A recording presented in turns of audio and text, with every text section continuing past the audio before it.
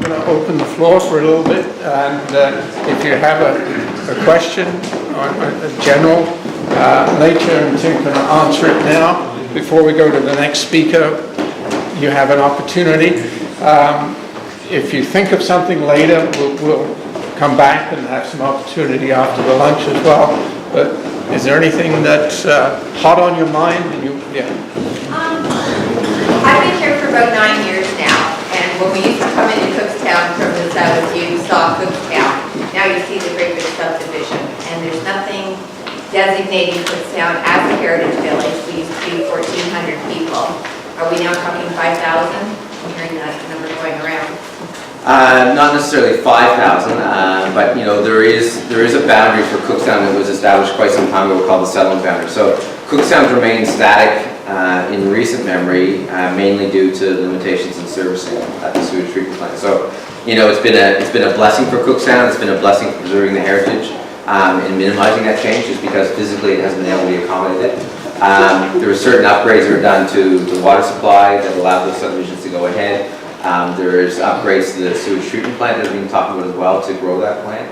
And that, those numbers, are probably going to be in the range of about 1,500 people, 15 to 1,800 people that could be accommodated additionally in Cookstown once that plant's upgraded. That won't fill Cookstown out completely to the boundary that's been established for quite some time, but it will take Cookstown out to about 85% of this boundary. Is there any water for, like they're talking, working with economic places, like the food land, the liquor store, stuff like that? Is there any water left over, or has it been all given to the subdivisions? So there's lots of water available. There's no shortage of water in Cookstown, and there is more than enough for its ultimate development. The question is on getting rid of the water, and that's what the limitation is. So it's timely that you asked that question. This Wednesday night on the 20th, Council is considering the next round of sewage allocation for the village of Cookstown. There's 75 additional units of allocations being discussed based on the existing plan. Most of that at this point in time is being earmarked for infill development and not the newer stuff on the outside. Obviously, when the plant's upgraded and those bigger numbers come up, then you're going to see more ability for those developments outside of the core to develop. If I could just answer on the signage stuff that's come up recently at the Heritage Committee. There will be a recommendation going to council because there isn't anything that shows it's designating. As you come into the village, there isn't anything on the street signs as there could be.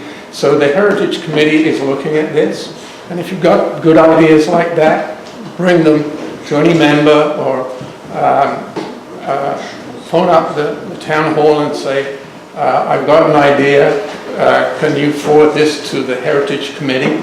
And it will be brought forward, and a recommendation by the committee will be made to council, because council have the decisions.